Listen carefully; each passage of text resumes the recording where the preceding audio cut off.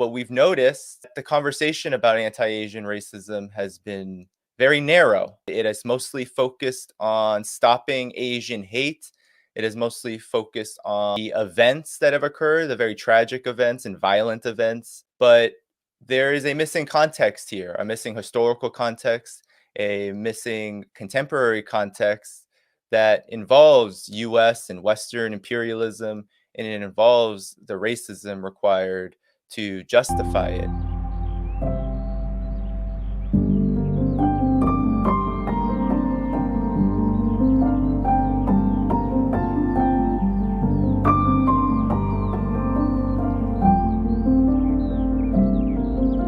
The anti-Asian racism has always been there in the U.S. society.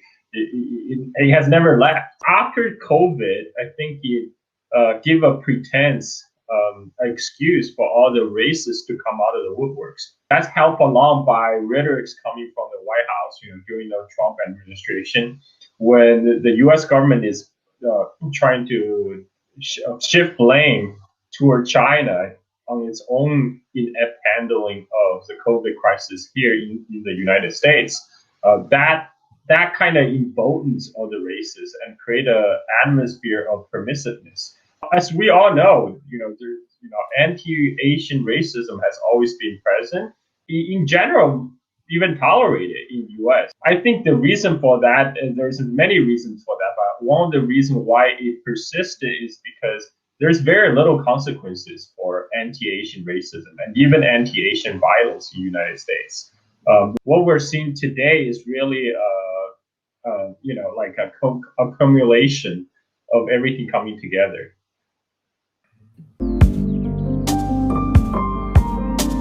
Anti-Asian racism began when the first Chinese workers immigrated here to the States to dig for gold, build the railroads. At that time, there was a lot of resentment against the Chinese workers among the white working class because they saw them as competition in terms of looking for work. They were ostracized, but not only that, they were also scapegoated for different public health crises.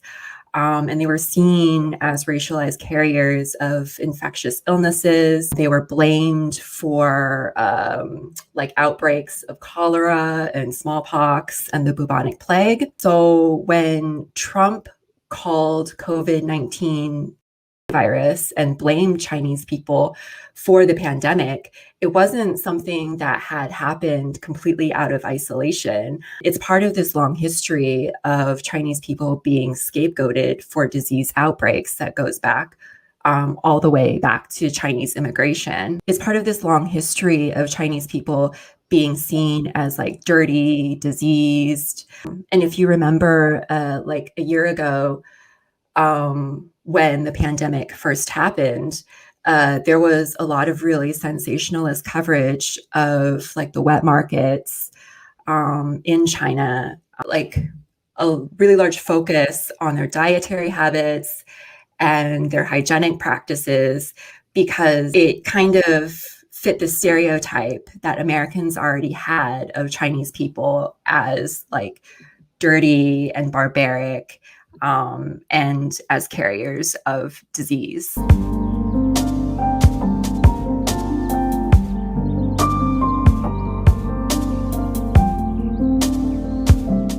When people from different national backgrounds are in the same space and had to interact with one another, it's inevitable that there's going to be mutual misunderstandings and even sometimes animosity. But the main factor when it comes to racism is, what does do systems of power do about this? Do they try to let these people reach a mutual understanding and resolve conflicts, or do they sweep them under the rug, or do they use them to their advantage to maintain their class rule? So it's racist ideas don't fall from the sky. Oftentimes they're used as justification for U.S. foreign policy. Anti-Asian racism, it's not just something that happened within the U.S. borders, because U.S. have been participating in imperialist wars in Asia for over 100 years now. That consequences feeds back when impoverished Asian immigrants that come to the United States. We've seen this in popular culture, like in a supposedly anti-war war movie like the Full Metal Jacket, which is supposedly the anti-Vietnam War. We have that infamous scene of the sex workers approaching the American GIs and saying, "Oh, me love you long time," and that has been instead been co-opted into the popular culture, and then that's something that average American public used to denigrate Asians, in particular Asian women. Carl, what you just said, that line, I heard that throughout my childhood. The word gook, for example, I'm of Vietnamese descent. You can trace it back to the U.S. occupation of the Philippines, which is another brutal occupation that the United States participated in the late 19th century, into World War II. I feel like not being talked about at all is this relationship between racism, these attacks, especially toward women of Asian descent, and the history of what has been a sexualized imperialist history of the United States and the West. We've seen the media do this. Is it a question of women and sex workers being attacked, isolated from race, or is it race? Definitely, the history of sexualized imperialist violence towards Asian women is a huge factor in what we saw in Atlanta. In fact, this hate crime happens in the context of a deeply misogynistic, violent society in which crimes against women are often glossed over as hate crimes, right? The fact that this guy killed women based on eliminating temptation is not seen as a hate crime is atrocious to us as women. In the United States, intimate partner violence accounts for 50% of female homicides. Like, this form of violence in itself against women in the United States is so desensitized to what it really means. And then here we have the racial factor, right? Any Asian woman in the United States can really attest to like the disgusting fetishization and harassment that we face nearly daily when we're out on the street, almost specifically because we are Asian. And this speaks to this century-old fetishization and objectification that we face, right? This comes from a tradition of U.S. colonization of Asian countries, right? I think that the American psyche is built on this global supremacy and American exceptionalism. And it is no surprise then that racist and sexist sentiments of global domination of Asian countries first get manufactured here at home.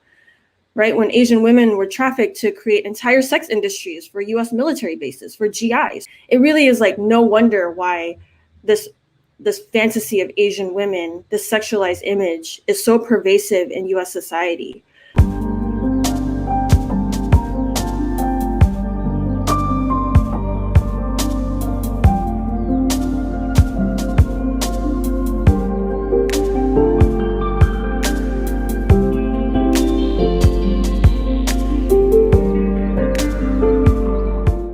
The complete denigration of Asian women is woven into the fabric of U.S. culture and society, and we cannot separate this from what happened in Atlanta. There was a real effort to remove race as any kind of motivating factor from the entire narrative. If you listen to what the police and the shooter said that he wanted to eliminate any sort of sexual temptation because he had a sex addiction. And so he had targeted these Asian spa workers. Like, when the story first came out, they were spa workers, but there was no evidence that they were sex workers. But when the story was released, a lot of people assumed that they were sex workers. I think it's very telling that a lot of people automatically assumed that they were sex workers. And it's because of this stereotype of Asian women. There is a link between that and imperialist forces waging wars in Asia and forcing women into sex work, serving these imperialist armies. So from the French occupation of Indochina to Korean comfort women serving Japanese soldiers during the Japanese occupation, to American wars waged in Vietnam, Korea, and Laos, there is a certain history here of Asian women always being like fetishized. And I think that is not being brought up enough when we talk about the shootings in Atlanta.